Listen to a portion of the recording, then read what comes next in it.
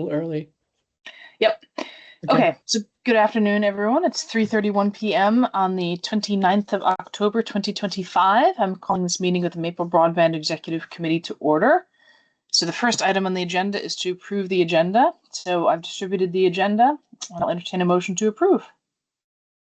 I so move. Okay, second? Second. All right. Would anyone like to make any edits to the agenda? Okay, hearing none. All in favor, raise your hand or say aye. Great. Okay. Approval of the minutes from October 9th. I distributed those one day late. I apologize for missing it in my original email. But you've hopefully all had enough chance to look at them. So I'll entertain a motion to approve. Move to approve as presented. Second. Okay. Any comments in the minutes? All right. All in favor, raise your hand and say aye. Okay. And Sai, is that approval or yes? Okay. No, that's approval. Okay. Public comments. Anyone like to make a public comment? Oh, there's Lynn. That's not a public comment. That's just a note. And there's Adam at the same time. Wonderful. Okay. Lynn and Adam, would you like to make a public comment? Nope. No, thank you. Wonderful. Okay, over to Steve for the chair report. And I do not. I have some items to cover, but it'll be erased as part of the agenda. So no chair report today. Okay, great. Well, I think for my executive director report, I think essentially what I have been working on and am working on is mostly further down on the agenda.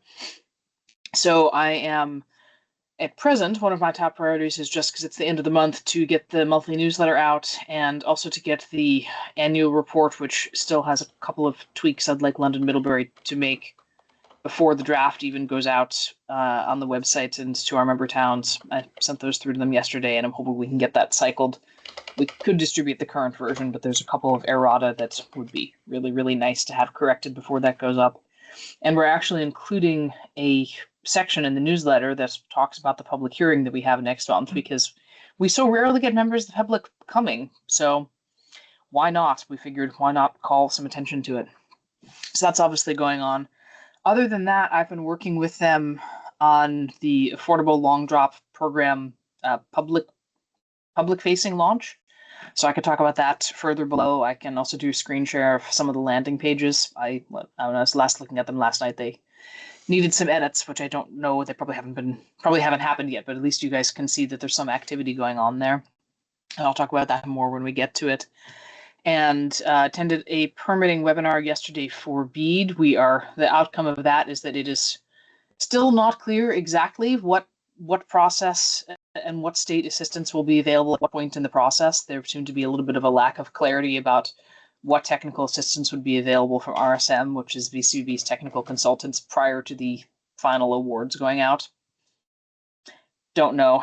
So I'm still researching what's required there. But one thing which is clear is that all of the typical and traditional permit information we need to be starting to gather. So I'm starting to gather that information. And then other than that, we do have Finance Committee update further on, but part of what I'm doing in preparation for the next Finance Committee and to get that pack out is to revise, is to work on revising the financial model to better account for the long drop program anticipated customers, and then also to be modeling some other cash flow considerations as it relates to matters of which you guys are all aware. And then finally, on just a logistical personal matter, I'm taking my daughter Maya and we're going to South Africa for a little bit over 2 weeks on Sunday night. So there's a couple of days that I'm going to be out of pocket due to travel. But other than that, I'm planning to be working from that side and calling into meetings that'll be quite late night. But I will be 7 hours ahead, so my time zone is going to be a little bit funky. So my communications might be, they won't be as per usual. What are the dates at this point, Ellie? Can you give them, or have you not booked your tickets yet? No, we've booked. So we're flying out Sunday night, which means that Monday is a travel day That's November 3rd. And then we get back November 18th, and that's a Tuesday. And then November 19th and 20th, this also, I guess, falls into the category of FYI. Krista Shute and I from NEKCV, we are going down on behalf of Akuda to the New York Fed is having a broadband financing conference. So the Wednesday afternoon is a public conference, and then the Thursday is a work invite-only working session that Connect Humanity is doing in partnership with the New York Fed. So we think that will be useful and relevant to future financing needs for our CUD as well as across the state. So we're going to be driving down Wednesday morning and then attending that the next 2 days and coming back on Friday. So basically up until Thanksgiving week, I will be working, but I won't be working from home. So if you guys need anything from me, and also when I'm overseas, I can receive, but I can't send text messages. So if you need something urgently from me, you can certainly text me. But if you need me to respond to something, just, please mark it high importance or say, please respond by X, just to make sure that I catch it and, don't accidentally not if something else is going on. Okay, that's it for me. Okay, so moving on to section 6. The first item up there is legal counsel. So this relates to an ongoing conversation we've had about the revisions to our network management agreement with WCBT. So I have a couple of updates on this and then a couple of thoughts. So the update is this, it has come to my attention through nothing related to Maple Broadband, but through other Fukuda work, that there is a clause in our grant agreements with the VCBB that basically puts them in the approval loop for contractual agreements. They haven't been enforcing that, obviously, but I think that now, knowing that that's a thing, I took the initiative to go ahead and tell them, hey guys, we're reopening this network management agreement that we have with our operating partner, essentially not because there's any problems with it per se, but just to clean it up and make sure that it actually reflects the reality and make sure it's on a solid footing, because when it was negotiated in 2021 is before we actually had active operations, and the understanding of the parties has shifted since then. So I let the VCBB know that, and then their legal counsel, which is Tony Clitheroe, she has agreed to do the initial draft of the red line of the agreement. Because what we're doing right now is we're working with Eileen and Roger. You're frowning, Steve. That sounds like a terrible idea. Go ahead. To have a third party besides you and me involved with making edits to the agreement. This is going to make it way more complex unless there's something I'm missing. Well, they're going to have to review it before we can sign it anyway. So my thinking is would actually be better to bring them into the loop earlier rather than having the same thing that happened the last time happen, and they get a document that looks totally different and they say, what the heck is this? And maybe they're not happy with it. So I thought that politically it would be a little bit easier to get it signed off from them, and also it would save both parties the heavy lifting of having to pay lawyers from whatever state hundreds of dollars an hour to do the first draft of the red line. And then from there... We've been working with WCBT for the last few weeks anyhow, making changes. We're just going to throw all those changes out the window and then give it to Tony and let her have at it first before we proceed? So I think procedurally what we've been working on is Eileen, which is Rogers or WCBT's consultant. We've been working collectively on an agreement which essentially says, here's all the changes that we want to make. So, everything related to this subject, for example, is removed, or this, like, for example, the agreement talks about wholesale and wholesale users, and it does it consistently and proactively throughout the agreement in a way which is, frankly, just confusing, and it will be very difficult. Well, I shouldn't say be very difficult to extract it, but just conceptually, we've agreed to take that out and put that into a separate agreement at such time as we ever have a wholesale arrangement. So that's what the agreement with Eileen says right now. And if you guys recall, or Zapata, you may not, that's one approach, is to take Eileen's document, which is essentially, a kind of a combination of a business heads of agreement and a legal document, and sign that and say, okay, the agreement as modified is the original agreement with the following changes. And then we would pass the with the following changes document over to VCBB for them to review and approve. And that's approach number one. Now, one of the things that Jeff Glassberg had said that I personally happen to agree with pretty strongly is that it's really difficult if someone is trying to read this document in 5 years or 10 years and try and figure out what it actually says. It's really hard to read an original and then read a document that says, okay, the original with these following 50 or 60 or 70 changes. Like, how do you actually figure out what the agreement really says? And so, but in order to modify the original agreement and make it reflect all the changes, that's a pretty drastic amount of legal work.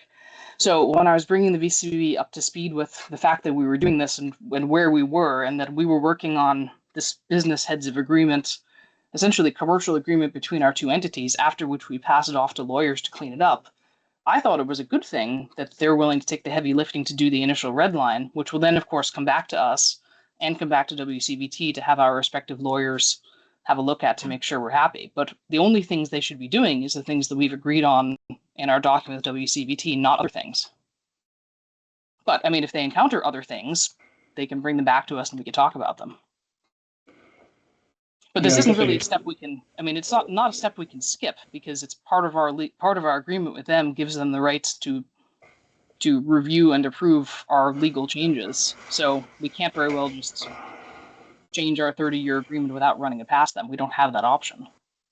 Yeah, I guess I still don't really understand. I guess as long as I think probably there's a point at which we're going to have to introduce this new piece of information to WCBT, and there may be a need to pause what we're doing right now because we don't know what BCBB is going to want to do with the document. We don't know how long it's going to take for them to work on the document. We don't know what the form of the output is. There's just too many unknowns. And so I think maybe we want to pause our conversations with WCBT. I know you and I are meeting with them next week. Maybe we can cover the items that were still pending, but I think at that point, I think it would be unproductive for us to continue to work on revisions to the agreement. It may not be relevant anymore. Well, I think in my head, there's a first phase and a second phase. The first phase is to reach the commercial agreement with Waitsfield and with Eileen about here's all the changes we want to make in the document that Eileen's been working on and I've added some things to and we've been talking about, because we need to do that in any event. And as far as, I mean, Eileen's preference is that we do that and sign it and we're done. So I think we get to the point where we say, this is the document that we're both happy to sign. We pass it to VCBB, but we should work on getting that thing signed as soon as humanly possible, because it'll put us on a cleaner footing for the program. And then the what I've always considered to be the lawyers, making sure that the lawyers are happy process can happen secondarily on some other time frame that's not critical path. That's my thinking, at least. Adam, you want to say something? I did. And it's this, Steve, when Ellie and I talked about this earlier in the week, getting an agreement in principle with WCVT, so the work that you've been doing with Eileen, makes perfect sense, right? And getting it but having it in two different documents, or having here's all the things we're going to change and here's our doesn't make sense. Having Tony Cithro or an attorney from VCBB who has to look at it eventually anyway, kind of take our agreement in principle and turn it into a contract, is kind of a neutral person for us and WCVT. I think I expected WCVT would be more open to that than us hiring an attorney from DC or anywhere else for that matter and having to hammer through everything.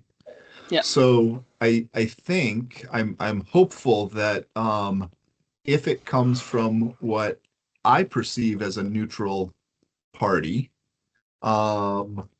that they may be more, Eileen may be more open to it, because I know we've had some problems with that in the past, and then we can both take it and and then run with it and get back at each other. But at least we've got the agreement in principle in place and whatever else VCBB's been able to add to it for basically no cost to us. And I don't expect they're going to make big changes that would benefit one party or the other. I don't. Go ahead.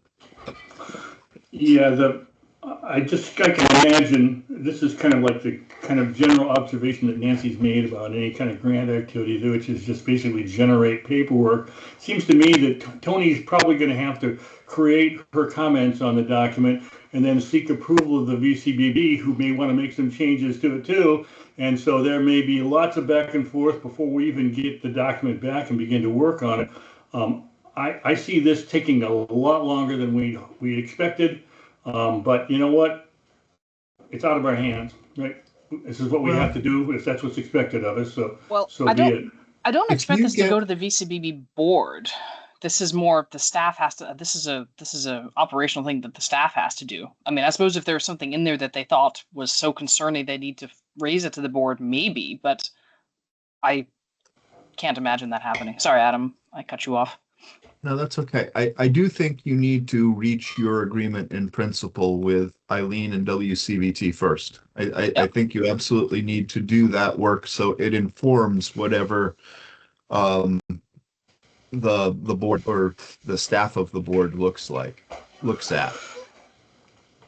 And then kind of a follow-up to this, it sounds like it's not limited just to our network management agreement, as we're going to be soon executing an agreement with a contractor that's going to be doing the construction work for us. I assume that that's going to have to be subject to review by Tony also. Well, we haven't seen the terms and conditions of our BEAD agreement yet, but if that's clauses in there, then yes, they would need to be reviewing this as well as other things under that agreement. Yeah, and there may be some other matters, like for example, I don't know, I'm worried about a purchase and sale agreement on everything. You know, what's the threshold here? This is just, it sounds very bureaucratic and it's very worrisome, but again. Well, that's perhaps why they haven't enforced it, but because I would tend to agree, they have one lawyer and every single little piddly contract needs to go to them for approval. That's not really operationally terribly workable. Having said that, I feel like 30-year agreements that are in excess of $10 million of value probably do cross that threshold. But it is a good point, and one that I've raised to them is, okay, like now that you've made us aware of this, can you please give a little more guidance as to what sorts of things we should be passing past you and what we shouldn't?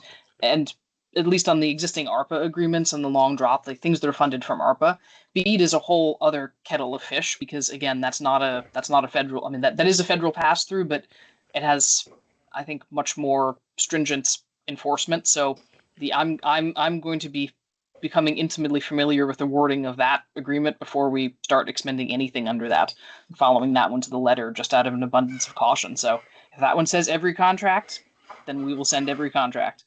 We just need to build that into our timing. But I think with ARPA, it's been several years and they haven't really been doing this. And so I think at this point, we just need to use our best judgment. If it seems like it's bigger than a bread box, we should pass it by them. Yeah, perhaps it would be wise when you speak with them to get into a little more detail. Ask them what the process they expect the process to be. Is it just passed multiple times through Tony? Does it have to go to other parties? Are there other parts of those mechanics that we should understand? You know, it sounds like for me it got sprung on us. Whether it's always been there or not, it's news. So we want to make sure there's no other surprises there. Yeah. Nancy? First of all, I want to say I always value Steve's healthy distrust of lawyers, and I think it's always very helpful. That said, I'm also wondering, does she have legal? Is she a legal expert in this field of law? I mean, they hired her, so I assume she's got. Well, probably not, which is why. So again, the process here is we agree what changes we want. Yep. Then she will do the first cut at the difficult and time consuming and grunt work essentially of taking the original agreement and making it reflect the agreement of the parties. And Yep. then we'll get that back as a draft and we'll say, no, Yep. no, you got this wrong, fix it, or you forgot this, or no, that wasn't what we meant. And then when we're Yeah. happy and Waitsfield's happy from a business standpoint, then we'll pass it to our respective legal counsels who will look at it from a Okay. legal perspective. And you have chosen who that is on our side? We haven't Yeah. chosen. That's what we still need to talk about. But I think Okay. perhaps, I mean, we can talk about that now, or perhaps to Steve's point, there's significant time and uncertainty between where we are now and where we need to get to. Because what we also, I mean, I became aware of this earlier this week. I spoke to Adam, who is my liaison on the whole lawyer requirement story, and then wanted to raise it here in executive committee before, just to make sure that we're all on the same page before speaking to Waitsfield. We need to tell Waitsfield and set their Okay. expectations and figure out if they're happy to proceed in this way or what else they might suggest. So I kind of feel like let's take this multi-stage process and make sure that we're on the same page with Waitsfield. But the final stage, if you think of it as stage 4, stage 1 is the commercial understanding between the parties. Stage 2 is a red line. Stage 3 is, those of us who are involved right now are happy with the red line. Stage 4 is legal review. So we're not even at stage 1 yet. So I kind of think we probably don't need to be picking our lawyers for stage 4 right now, although we can talk about it. Okay. And my other, I assume that given the stakes here, that everybody involved is going to understand that it has to be done lickety-toot, as we say in South Starksboro, right? Yeah. Well, hopefully, but I guess that's something where I feel like we also need to speak to Waitsfield, because if Eileen's opinion, and frankly, like my opinion as a business person, not a lawyer, is that the first phase is the most important phase, which is what are all the changes we want. We get that done, we sign it, we have that in our back pocket, and then everything else is really just getting it happy from a legal perspective. So like I want to get that first part done as soon as possible and before the BEAD agreement, right? But then also when we actually get the BEAD grant agreement, if we see anything in there where we're like, oh geez, we needed to do this thing, we quickly do that. But those two things happen in conjunction with each other. And frankly, I don't care how long it takes to get the legalese sorted out. Except it's a requirement of the BEAD grant, is it not? To have that agreement in legal language. No, I don't think so. We have this is more something that we're doing for our own purposes. We did, as part of the BEAD application, we signed an amendment to our existing network management agreement that was done by the DC lawyers. It was like 2 pages. It was really excellent in my opinion, and it basically said that we were including as a requirement to the network management agreement by reference a whole bunch of things from the request for application for BEAD, as well as any and all federal rules or rules to be codified in our grant agreement. So I think we're actually covered from a BEAD perspective because we did that as part of the BEAD application. So this is more just the underlying things that are not specifically related to BEAD. Oh, Having said that, until we actually see, because there could be some things that are in direct conflict, which is what lawyers worry about, where the agreement says A and then the amendment says, but not A, B, right? Where it says like something in the grant agreement which conflicts with A, right? So sorting out that conflict and making sure that the precedence of like, okay, if these two things conflict, what happens? That needs to get sorted out. But again, I think that conceptually, from a business standpoint, that is that first phase here that we're working on with them to make sure that we're happy there. And the only time that we really get into any trouble is if one of us decided that the other one was in breach, or to sue the other in the period of time between signing the agreement in principle and the actual legal agreement, which seems to me to be very unlikely. Okay. Hopefully. Well, if Steve's happy, I'm happy. So one of the actually just recently we had a conversation in executive session about this. I think it was executive session, and I did, as a result of that conversation we had at some earlier point, I did make a statement to Eileen and Roger that we thought it would be best to execute the revisions to the network management agreements before BEAD funds flow, and I did that again based on our past experience that there seems to be a light lit under them when they know they've got to get something done in order to get money. So I think that it's not fair to assume that we can just let this go as long as it needs to go. But we've lost control of it. We no longer have control of it anyhow because it's in the hands of BCBB, and what they do and how they do it and what they've got for an SLA for turnaround and all kinds of stuff like that remains to be seen. So I guess at that point, Ellie, that's what I would ask is if it goes to Tony, for example, if it goes to Tony and she's reading about this stuff and it involves business terms that she as a otherwise qualified lawyer can't judge on, she's going to have to go to another attorney to get some more input, which could take longer. So again, you and I are right in sync as far as we want to get this done. We want to go fast. That's the best way to do it, as long as we're doing it right at the same time. So I think the more we understand about the process, the better able we might be able to manage it, or at least kind of nudge it along or something like that. Well, and I guess the question in my mind is whether we need phase 1 to be complete before the money flows, or whether we need phase 4 to be complete before the money flows. Right? Because again, my opinion as a business person is phase 1 is sufficient. It may not have all of the bells and whistles from a legal perspective, but it covers 95% of the intent of the parties. What do we know about when is the money flowing? And we could always put something in there that says that we'll stop flowing the funds if they don't participate in, if we don't get the final thing signed in 6 months or something. Sorry, what was that, Nancy? My question is, what do we know now about when the money will flow? We have no idea. Not a clue. Not an educated guess? We will know that by, say, mid-December, whether or not, it's been approved by NTIA. There's lots more steps that need to be done, but I think the one that's really kind of the deal breaker, if you will, would be that one. If they want to modify it, then suddenly the grant may evaporate or change in some way. Well, and the other thing is, it's not just a question of the grant's terms and when we might be able to get a first tranche of money under the grant.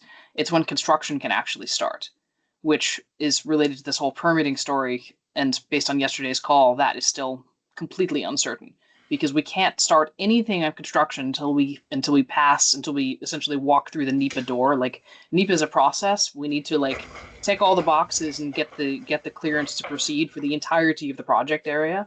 And so we don't know what that looks like yet. And so even if we get some deposit under BEAD, they can't be actually building anything until our project, or however it is that works out, gets the green light to proceed. So I don't think that I would be very surprised if that happens before the second quarter of next year. But who knows? So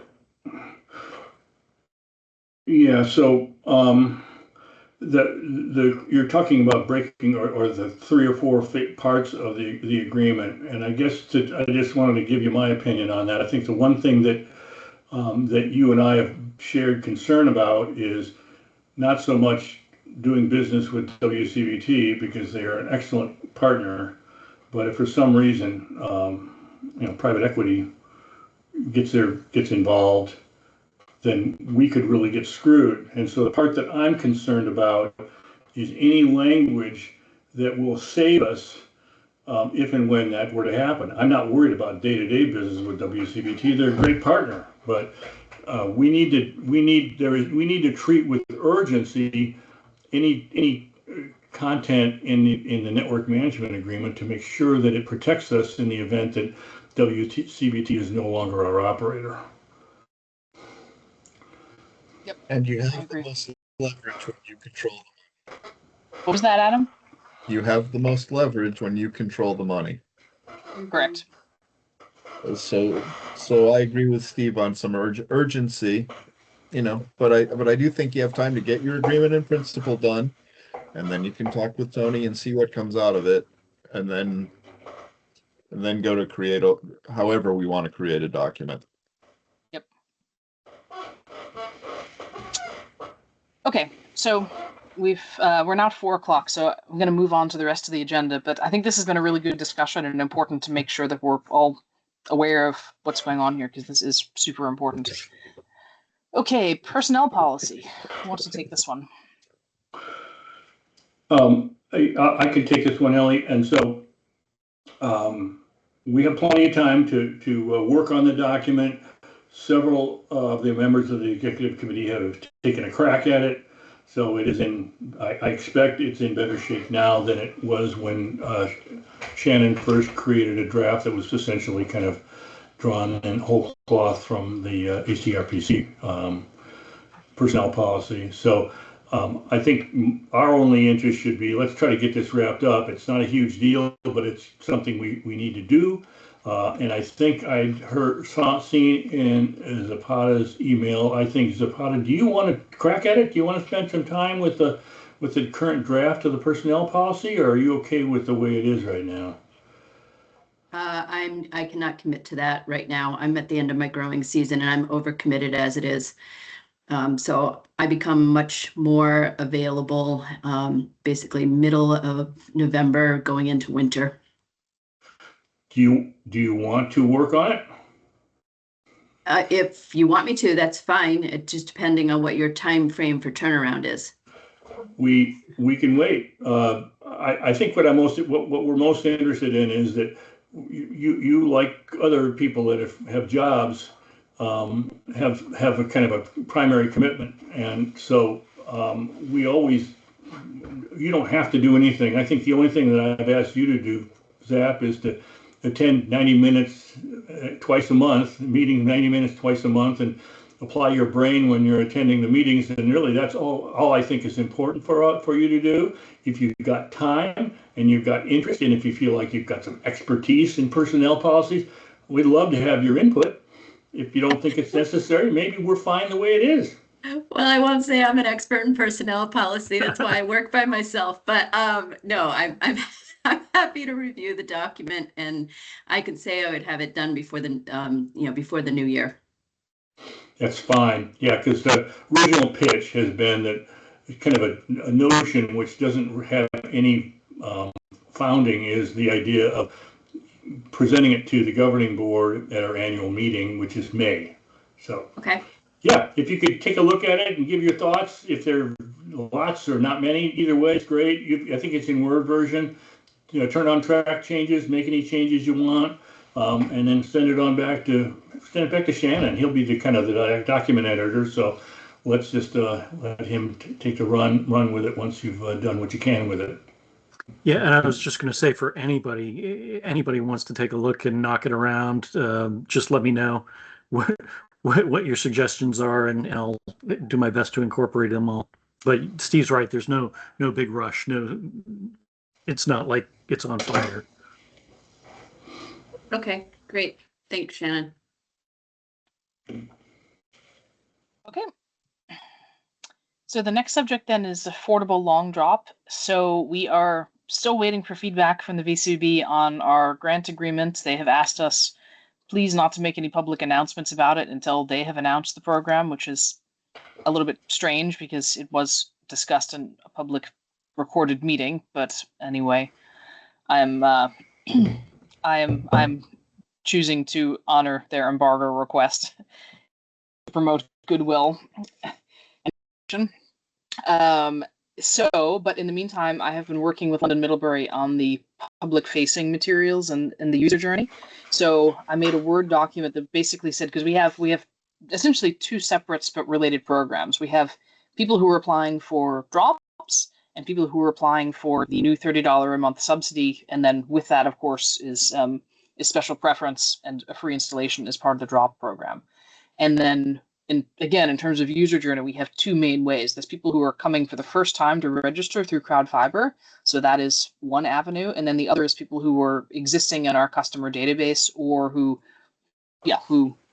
may wish to apply.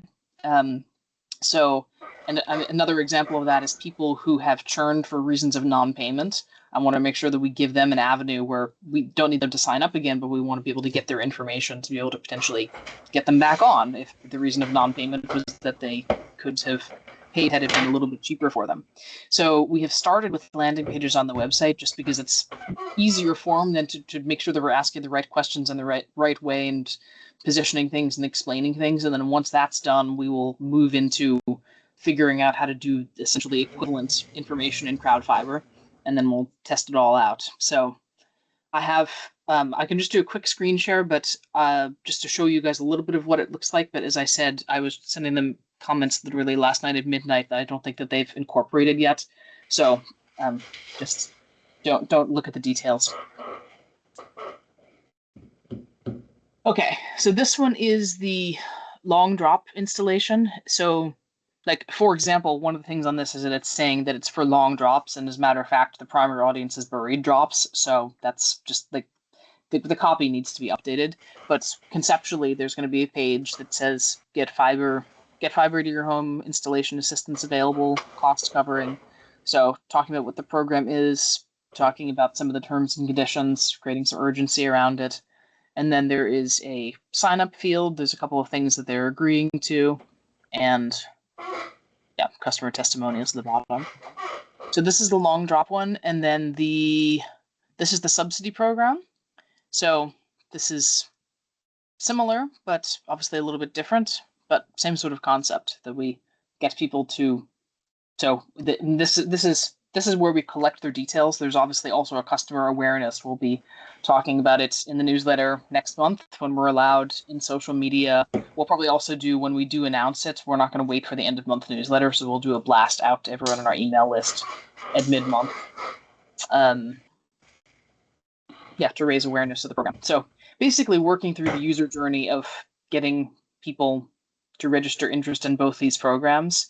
And then the other thing that I should mention, I'll stop sharing so you can see me, but I can pull these back up if you want to look at them again. And I'm happy to send these links if you guys would like to look at them, but I would probably, if anyone's really interested in participating in the nitty-gritty finalization, then feel free to let me know, and I think I'll send you ones when they're more close to being complete.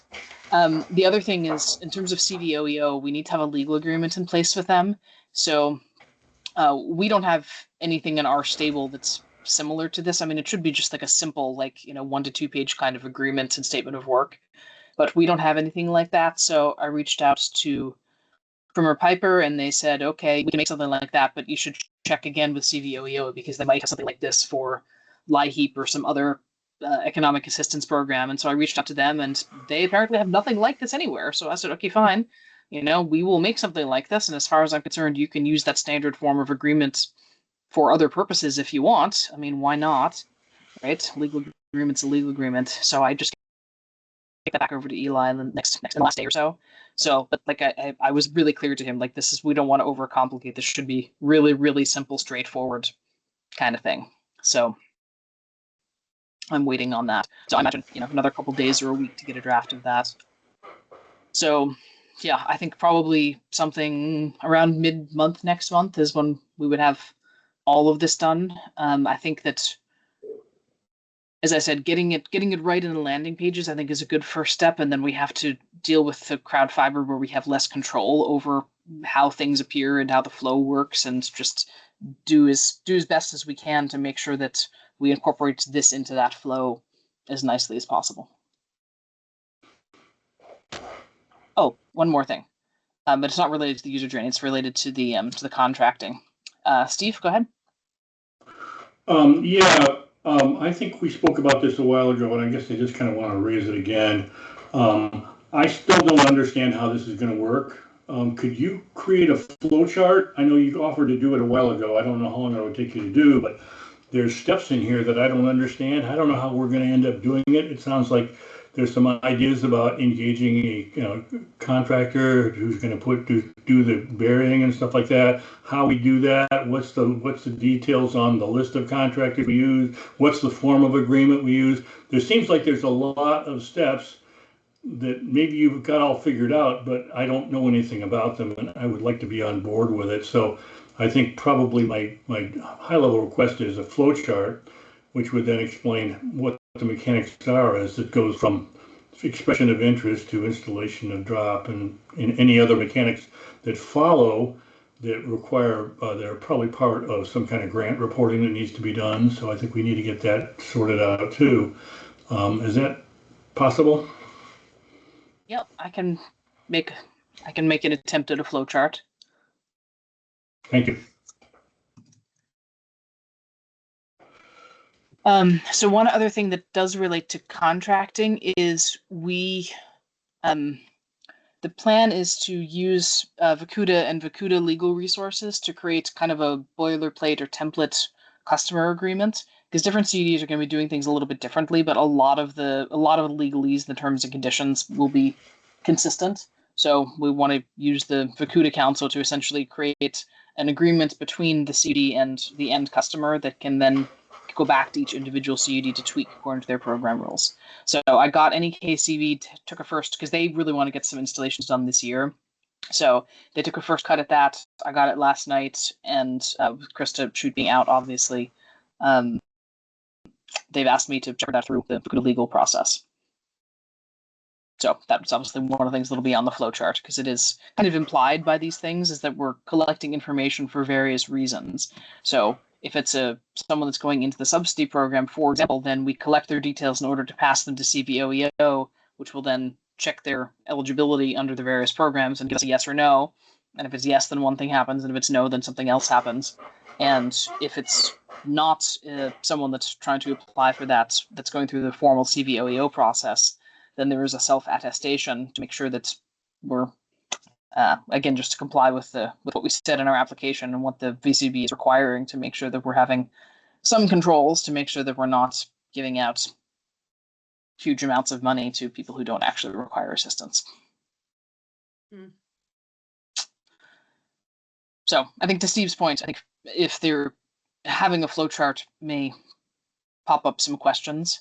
So it's fairly clear in my head what needs to happen. I think there are some details that are a little bit less clear. Like, for example, one of the things that we've been kicking around is Krista and I had assumed that if we're going and installing a conduit in someone's property, we need an easement to do that, because typically you don't go doing construction work without permission.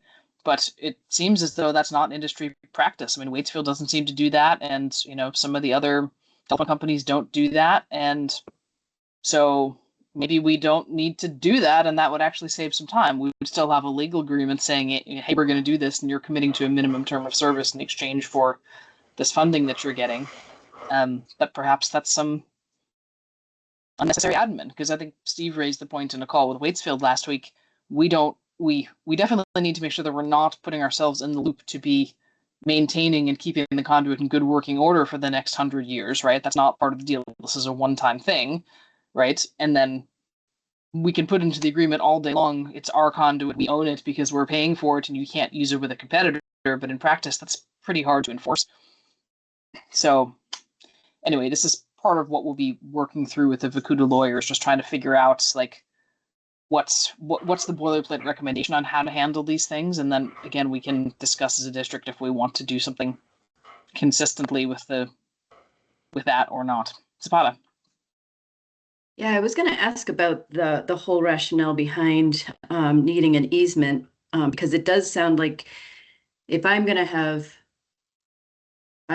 power brought to my house, or I'm going to have a telephone cable brought to my house, then I sign the contract and they bring the services. I mean, if the power line breaks, then they'll come and they'll service it if I request a service call. But they don't own, it's not like a right-of-way easement for a road.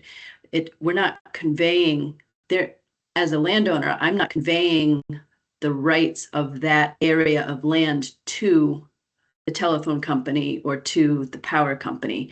It's still my land. Unlike having an easement for a road, where that portion that crosses my property is now, I have property on one side of the road, property on the other. And the road easement is a conveyance of ownership to the town of a certain width. Or I have granted an easement to my neighbor to put in a driveway across my land, and she now assumes legal responsibility and ownership of that land. So I wouldn't expect that we, as the services that we're providing, would be in a situation of actually requiring an easement. Well, I tend to agree, because we're providing broadband service and broadband isn't regulated.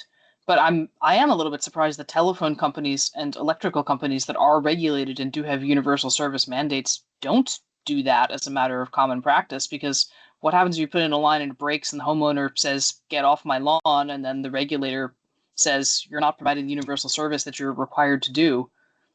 But if the telephone companies don't do it, we probably don't need to do it either, because it is just additional admin and overhead, and why do it? So that's sort of where I'm leaning right now. But yeah. Any other thoughts? Well, my other thought is, like, when we conveyed a driveway easement to our neighbor so that she could have access to the landlocked parcel. But we also we had to incorporate that within our paperwork associated with the house, so that if we were to ever sell our house, that is also conveyed as part of the legal transfer. Yep. To demonstrate that she has that. So the admin would be required of both the landowner and us. And that just becomes incredibly complicated. Yeah, I mean, this is something that we do for mainline, is that if there's not an existing utilities easement we can ride on, we do need that. And actually, there's a section of Southwest Orwell that we're going to need to get a couple easements on a private buried road, because otherwise we can't get there from here, and the existing utilities easements don't cover that. But usually we don't need to get them, because happily state law actually allows broadband to use existing utilities easements unless either specifically prohibited by the easement, or if it creates an undue burden to the landowner in some way. Like, we couldn't just go and put like some ugly electrical thing on their front lawn without their permission. Outside of the road right of way, at least. Okay, so that's where we are on that. So I'll work on a flowchart, and there's a lot of work going on in the back end. But I think my main interest is getting it launched to the public and just making sure that we're gathering the right information while we work on the back end systems. But we don't want to launch the subsidy program to the public until CVOEO is ready. So I think that the critical path for launching that one is we need to have that legal agreement in place, and we need to have the consumer-facing systems in place, because Waitsfield is ready to go. We just need to tell them which customers are getting the subsidy. So that will be really great to get that launched. Okay, batteries. So I don't have the count handy in front of me. I didn't prepare for this, but we are getting to the bottom of our stack of batteries that we pre-purchased back in 2021. So some ancient history here. When we were originally working with Vantage Point for our first 25.7 miles, we asked them to advise to us a bill of materials for construction and customer installation. And long story short, here we are in 2025, and we still have some batteries left from that initial bill of materials. We have been putting these in because essentially we did that in, I think I can say in error, that how we actually want things to work is the way that WCVT does it, where the batteries are not provided by us, but they're provided by them, and it's a particular sort of model. And also that typically it's provided to the customer as something that the customer can choose if they want a battery, and then they also pay for. But because the batteries we have are older and they're not stackable, meaning that you can't get multiple of them to create, to add together to have a longer period of battery backup, we made the policy decision as an executive committee over a year ago, maybe 2 years ago, that we would essentially just clear out our existing stock and give them out to all of our customers until it was cleared. And so we are approaching that point at which we've cleared our stock, and we now need to choose what to do. So basically, the policy question in front of us, and some of you guys may recall this, is for customers with telephone service, do we include a battery at no charge to the customer as part of our standard installation fee, or do we treat all customers the same and say, regardless of whether you have phone or not, if you want a battery, you can buy a battery, here's the price for a battery? That's the question. Can you just remind us all, Ellie, so if I'm a customer, and do you mean if I have phone service with WCVT, or with Maple Broadband, or just any, the voice over IP telephone service that we sell. Okay. If someone is buying that product, whether a business or a consumer product. And if I don't have a battery at all, what does it mean? It means that when the power goes out, your telephone goes out. And what about my internet? Your internet will also go out. Okay. The phone goes out because the internet goes out. And if I just have one battery and it doesn't stack with others, how long will I have service? think it's about 4 hours is the standard if it's just powering the router. Now, one of the things that we have raised before is that in today's world, most people have phones that also require electricity, which again kind of raises the point of like, where does the responsibility of us as the telephone company, in this case, the provider of telephone service, start and end? Because if the expectation now is someone's cordless phone is going to get plugged into this thing as well, then it's not going to last as long. And is it really our responsibility to take care of their phone, or is that their responsibility? Well, I mean, the other thing on my mind is and depending where we're talking about, it's not uncommon to have much more than 4 hours of an outage. Mm-hmm. And if I only have one battery and I can't stack it with others, I'm kind of in a jam unless, there are certainly parts of our county where power outages aren't of big length like that are not common. And maybe that's one of the things we need to look at. The ones that we'd be selling are stackable. The ones that They we're trying to stackable. Yeah, the ones that we bought in 2021 are not, and that's one of the reasons we're giving them out for free is they don't have that additional utility. But we can include as part of the user journey. Look, these things last approximately 4 hours. If you want to buy 2 or 3 of them, you can do it. It's going to cost you 2 or 3 times as much. Ellie, can you explain what WCVT is currently doing regarding batteries for their subscribers? They, correct me if I'm wrong here, but I believe their standard is that they charge everyone. So they don't provide it for free. But the default is they're not installing batteries. Well, they make it an explicit choice. So the default is no. So on their crowd fiber flow, you pick your product. So you say you want whatever, 100 fiber service. And then there's a page where it says, or on that same page, it says, do you want to add a battery? Here's why you might want to add a battery. And we actually have that set up in our crowd fiber from some time ago. So it's just a question of flipping it on. And then it's whether or not we automatically add it for free or at some reduced cost to people who are buying a telephone service. And according to WCVT, most of their customers are not signing up for batteries. And maybe that's kind of too broad a statement, but that's not uncommon for them not to ask for batteries. I think because they've heard a lot of bad things about batteries, and they think it may not be helpful. It certainly wouldn't be useful if you have a generator providing service to your entire home. You don't need it. Yeah, so, or if you have a Tesla Powerwall or something. Yeah. So or an existing UPS. Sorry, interrupting. Yeah, so I guess my pitch would be let's track with what WCVT does and basically let the subscriber make those decisions as they go into crowd fiber, and then the follow-up, which is going to happen, they can sign up, as I understand it, to be on a program with WCVT where they monitor the health of the battery, and then they once it needs to be replaced, they'll do that, and that's part of a relationship that WCVT has with the subscriber. There's a cost associated with it, but it's kind of out of Maple Broadband's hands. I just want to say that having a battery backup, if we have no other choice, is really a safety issue. I mean, to be out of power can be a life-threatening situation, depending on your household. And so, oh dear, tough decision. Well, I think there are a lot of people who can fall back to a cell phone these days. You don't need power. I mean, obviously, your cell phone at some point will need to be recharged, but for a certain time, if your power goes out, you probably have cell phone coverage. I mean, I'm one of the rarities in the world where I don't. I'm done. I don't for either. If the power goes I don't out. either. Yeah. See, we all live It's in about these weird either. spots. Yeah. We are but tough, I think and we. There's a huge. You can a huge always number come of to people my house, who but I unplug won't their have power landline. either.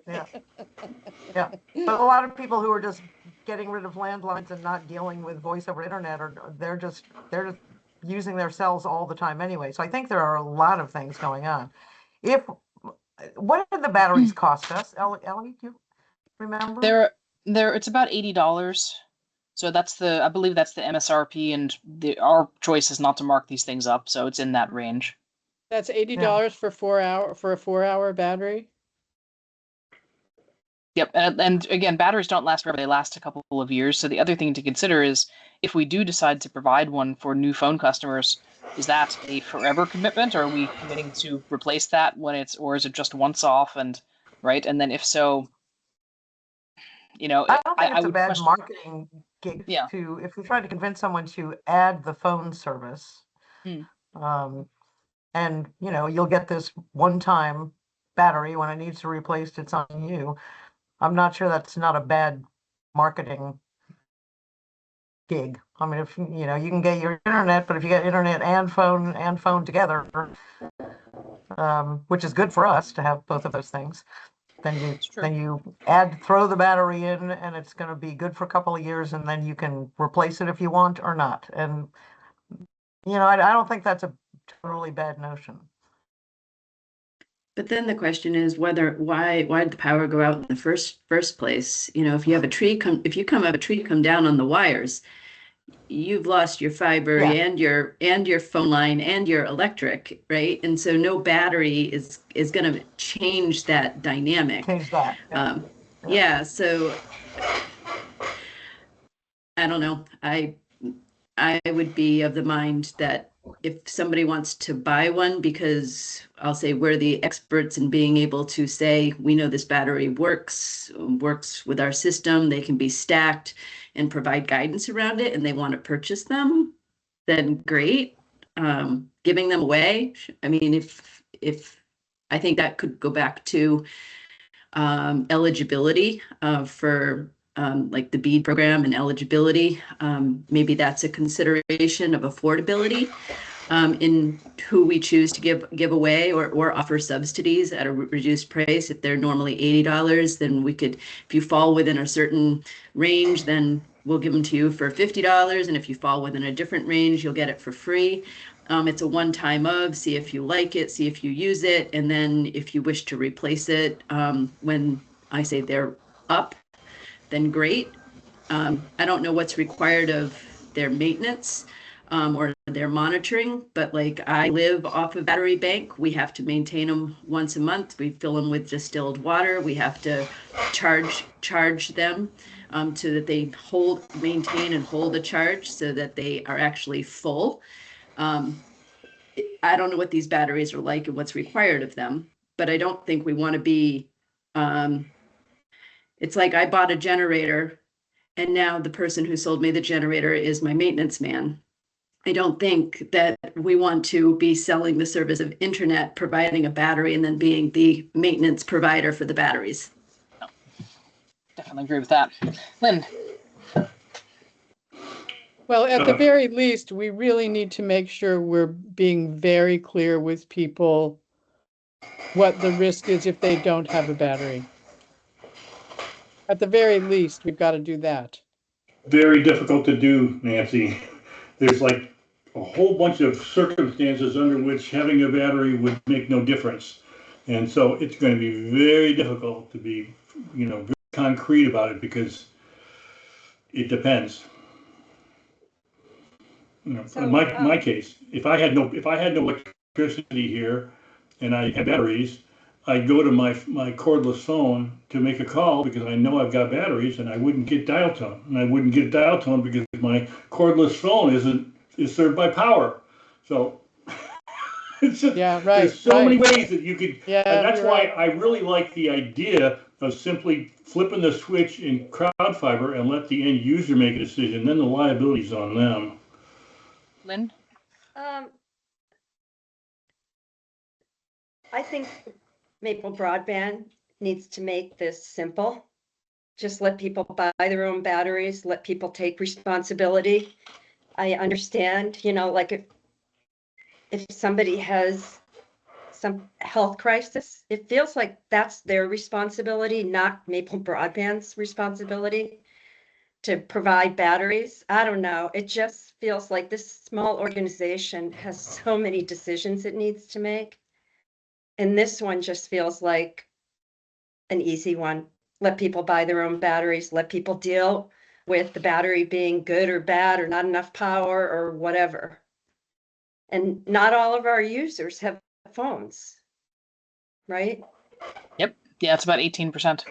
Shannon. So anyway, Oh, sorry. and if it's 18%, can't the 18% figure it out for themselves and have the option to buy the batteries? Well, they can if they can afford to. And then if we get into having to figure out, can they afford it? Does that mean we have to go back to, CVOEO to like for that whole process? I don't know.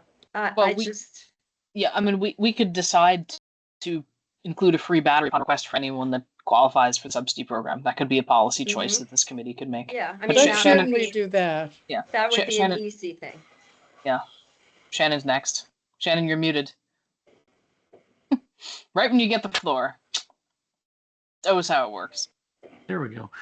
So I thought we were looking at, we have a glut of batteries that we bought in 2021, and we're not planning to buy more batteries. We were going to have WCBT do that in the future.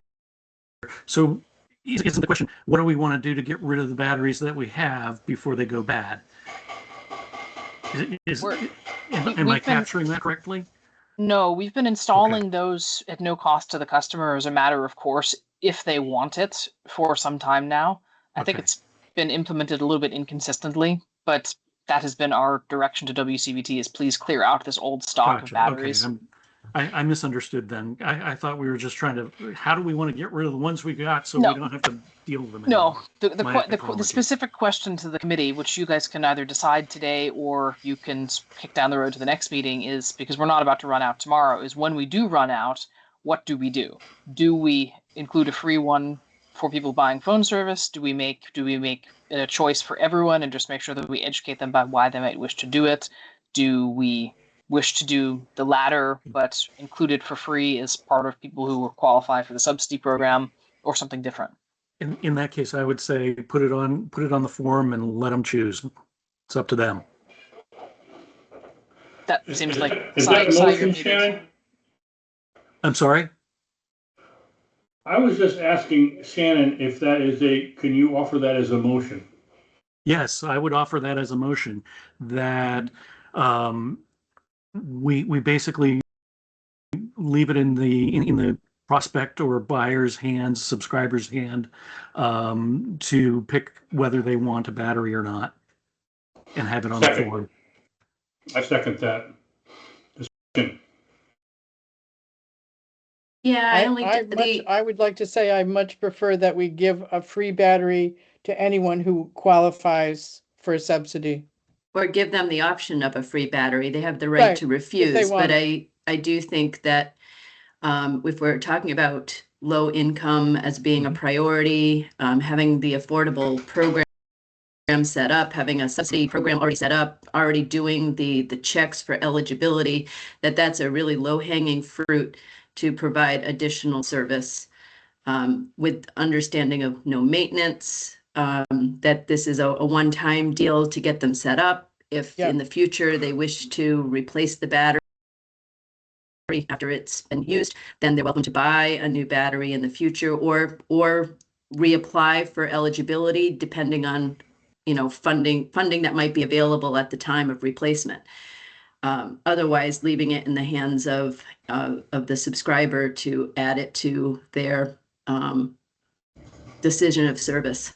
I would accept that as a friendly amendment, not everything that you said, but that if they're eligible, that they're entitled to a free one. Yeah, it's a one-off, and if that's what we're saying, it's a friendly amendment to me as well. Okay. Any further discussion? Are you guys ready for a vote? Okay, all in favor of the motion as amended, raise your hand or say aye. Okay, and that's unanimous. Thank you guys for that decision. Okay, the next item is the corrective action plans. I actually put this in the wrong location because it's more of an update. So I wanted to say I'm busy working on the analysis that was specified in that, and I'm trying to get it out as rapidly as possible because we have a finance committee meeting next week. So I just wanted to give an update on that. Updates, Old Town Road. Steve, do you want to do the honors on the Old Town Road update? Sure. One moment. It should be pretty fast. So a a little while ago. I'll make it bigger. Hold on. A couple of weeks ago, I asked Eustace, who's doing the work out there on Old Town Road, to kind of revisit their proposal or their quotation, and this is the result. I'm not seeing anything. Is it just me? Not either. Yeah, I'm not seeing anything. Well, we can't have that. One moment. Hold on. I'll do something different. By the way, Steve, your microphone is very scratchy today. I'm not sure if you've changed something, but it's... I'm so glad you said that. I thought it was me. No, it's kind of unpleasant to listen to, so maybe check it out after. Oh, can you see that? Yep. Yes. Okay. Don't know about the scratchiness. My wife's getting something. Maybe I'm getting it. I don't know. No, it's no change. It's not your voice. It's the audio when you speak is sometimes creates a very unpleasant, auditory artifact, which hurts my ears. It's almost like you have a loose jack that's getting jingled and it's giving that scratchy microphony sound. Yeah. Well, we'll have to muddle along for now, I guess. This hasn't happened in previous meetings, I assume? No, just have a look after this call. Yeah, because I really haven't changed anything, but yeah, okay. So there's a date on this. This is just a revisited invoice. And we, as you recall, we bumped up the total that we would approve up to $100,000. And so what you see here is that it's been updated as of October 16. They did work for about another week after October 16, and now the entirety of the west section of Old Town Road is essentially substantially complete. And so all that remains at this point is the east end of the project, which is on hold because USDA can't go onto site because the government shutdown. So we're just in holding pattern on that. What else can I tell you? Oh, so a couple of things that I want you to be aware of. Actually, one thing I think is important when Ellie, you and I are talking with JSI, the handholds.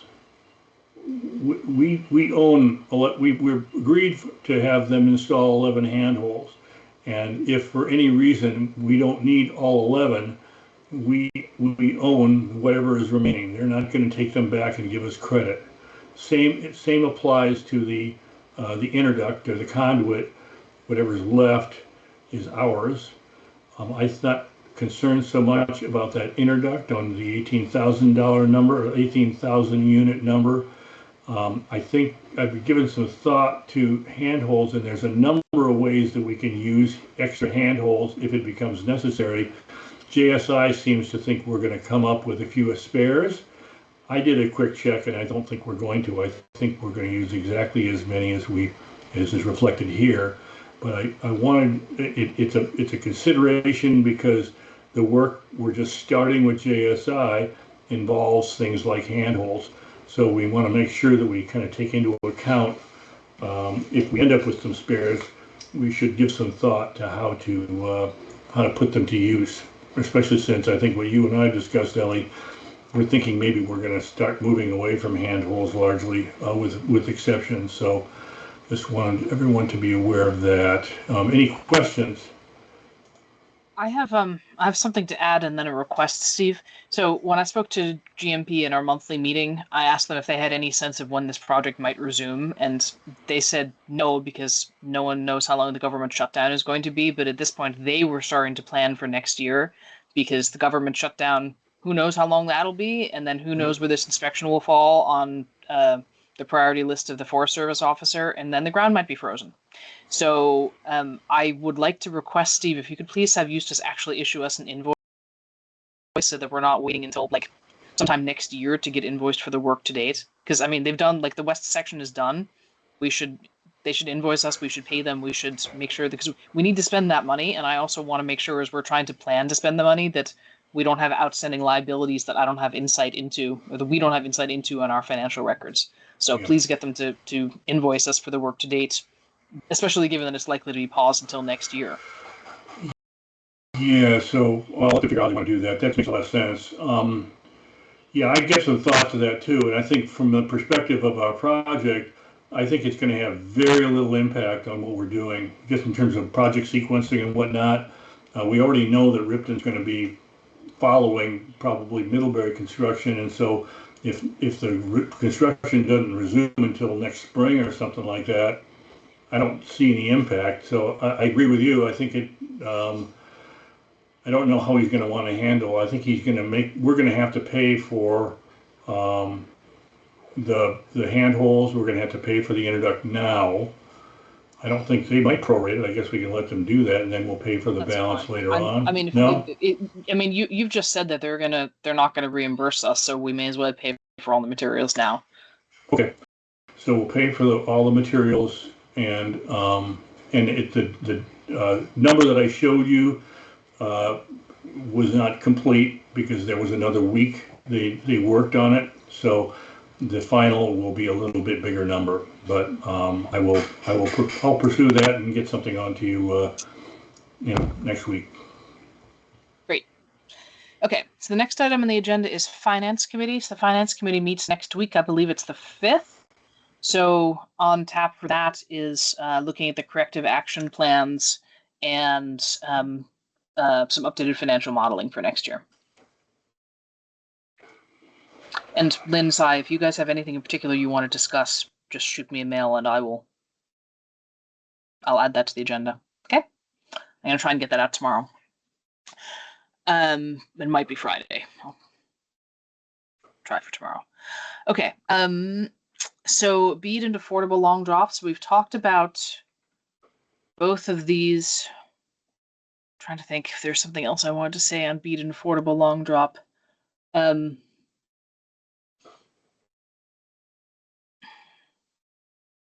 I can't think of anything we haven't already covered.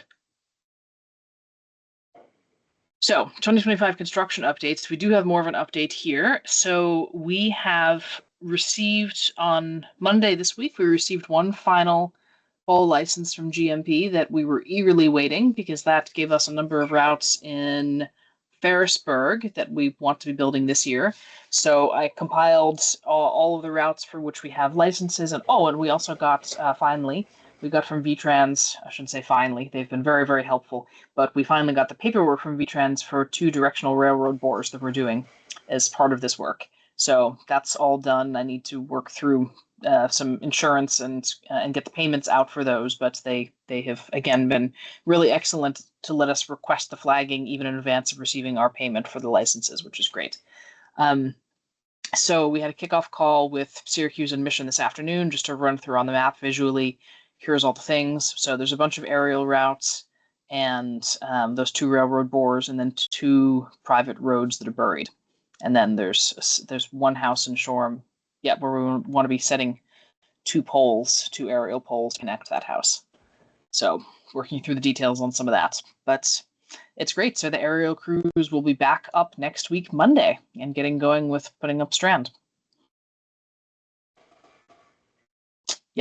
So the express goal here is, and I need to double check my mileage, but when I ran it on Monday when I was sending it out, this puts us about a mile, I think, over what we need to get in our construction grants to be able to hit our final obligations, which is one of the things that we've wanted to do all year long, which is just close out the construction grant in terms of we've already exceeded the number of passings. We need to exceed the number of miles. So I believe this will get us there. I need to just confirm, and then that will be great because we'll get that done this year. And Todd and Waitsfield have been doing the as-builts, so they're pretty much up to speed with all the as-builts. So I don't know if we can necessarily get the agreement closed out this year, but if we get the construction done and get it closed out early next year, that will be fantastic. That'll save us some ongoing reporting bits. Bye, Nancy. I should also mention, I guess, speaking of, we have a number of amendment requests into the VCBB in relation to our pre-construction and construction grants. So one of them is to extend the timeframes on these grants, and because construction runs out at the end of this year, and we'll be done with our obligations, but there's still extra money in there, which again, we don't want to turn to a pumpkin. And so we've asked them to extend that so that we can spend it next year. I've also asked them that grant has a limitation that says if we finish under budget, we have to give the money back. So that needs to be changed. That was approved by the VCB board literally a year ago, but we haven't received the amendment for it. And then the third one is sorry, it is kind of funny at this point. That one I think slipped between the cracks with some staff changes, and I did remind them several months ago, but anyway. And then the third one is to modify pre-construction to enable us to use those funds also for construction purposes. So they have received all of these requests. Staff has said, yep, we're on board with all of these. And from what I understand, there's just a big backlog at the Public Service Department. So just a heads up that those things are pending. A little bit of admin, but important admin. Okay, that's all that I have for 2025 construction updates. Anything you want to add, Steve? Or Lynn, you've got your hand up. Just a quick question. Is it 12/31/25 that we have to spend it by? Currently, I mean, it will be extended, but we'll probably get the DocuSign at December 29th at 8 p.m. or something. I'm really not worried about it, but at least it's all in control of the state, right? We don't need to worry about the federal government.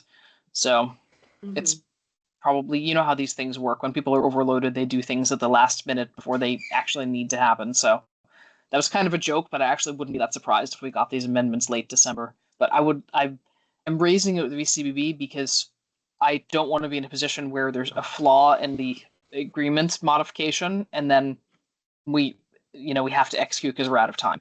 So that would just be more efficient if we had enough time in there for review and modifications if some detail was, because there have been so many amendment requests that it would not surprise me if perhaps one was left out or something.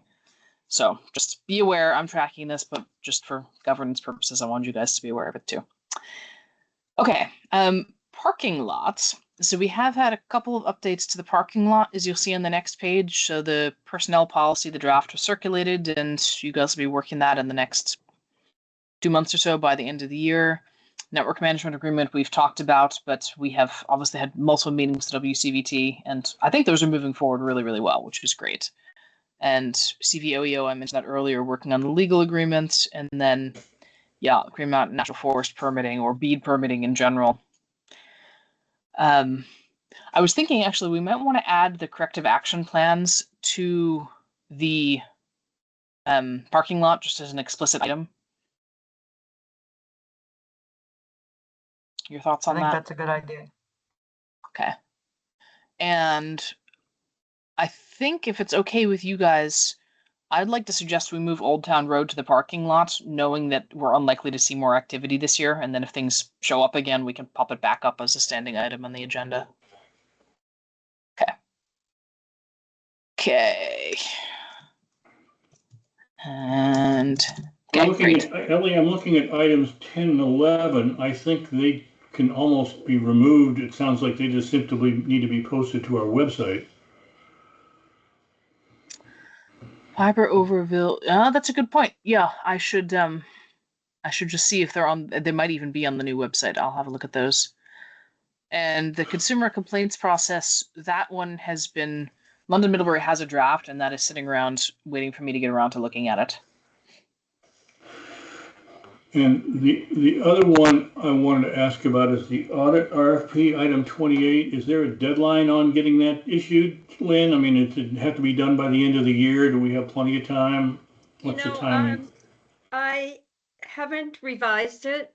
It's sitting on my desk, and I guess I'll just revise it as much as I can. One of the things that I'm going to need help with, and maybe it's with you, Ellie, is the dates. I looked at the dates for the original one. And so anyway, I want to look at the dates for issuing it and what's realistic of when will we actually be ready to do the audit? Is it realistic that we're going to be ready, that we need somebody to hit the ground in May or whatever? I mean, We hit the ground, I think, in August this year. Yeah, well, we don't want to be doing that again. No, We want I to be totally we agree. want to be No, in starting in March. like February, if not January.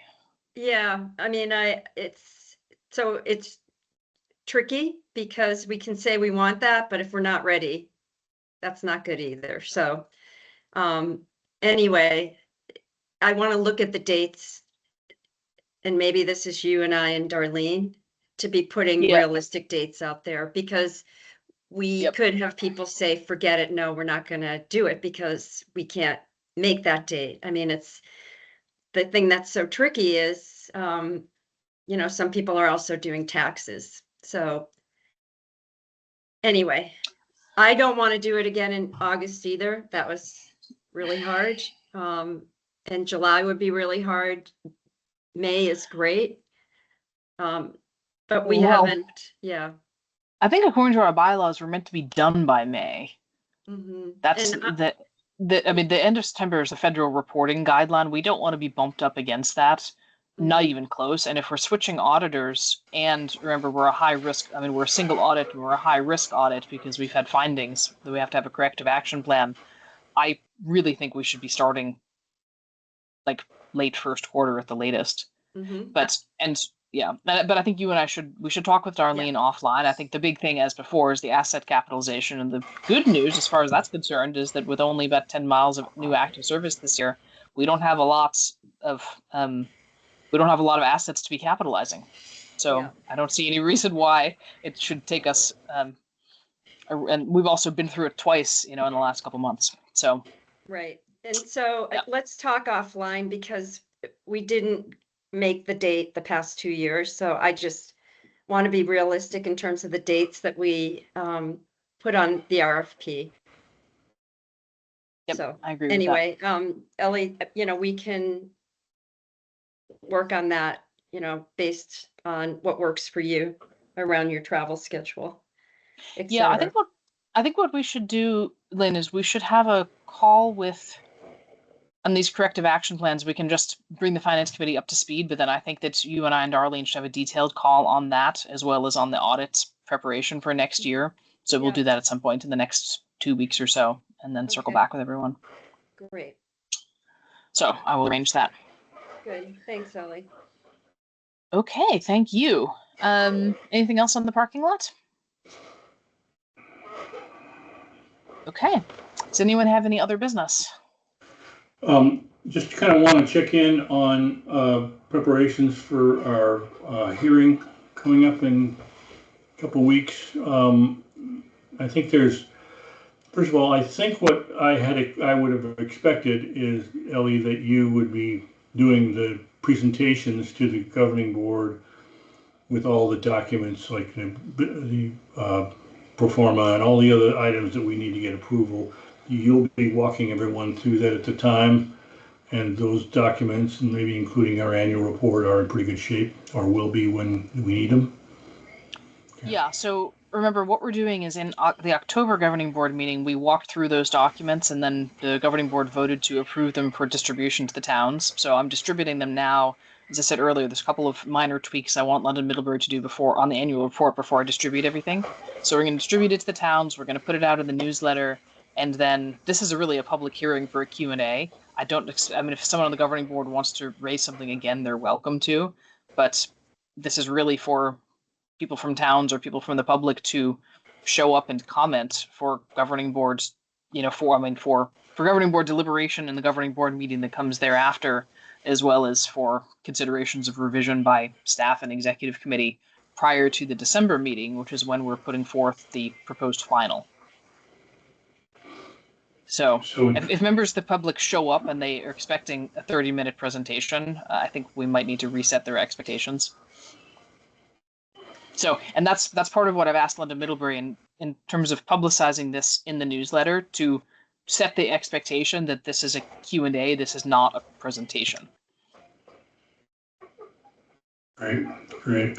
So in terms of statute compliance with statute, that will get us where we need to be then? There's nothing else pending for the end of the year? Excellent. Well, we need to approve the finals in December, but we'll do that. Okay. Okay. All right. So our next meeting then is Monday, the 10th of November, 3:30 p.m. And then we also Clara? have a meeting on Tuesday, the 11th. That's the governing board meeting. Yes. Right. Okay. I've got them So- both. Ellie, Yes. we're back to the second and the fourth Mondays? Okay. Yes, we're back to the second and the fourth Mondays. We had a couple of changes due to, I think, my travel this week, and yeah, but yeah, second and fourth. Okay, great. Thank you. Okay.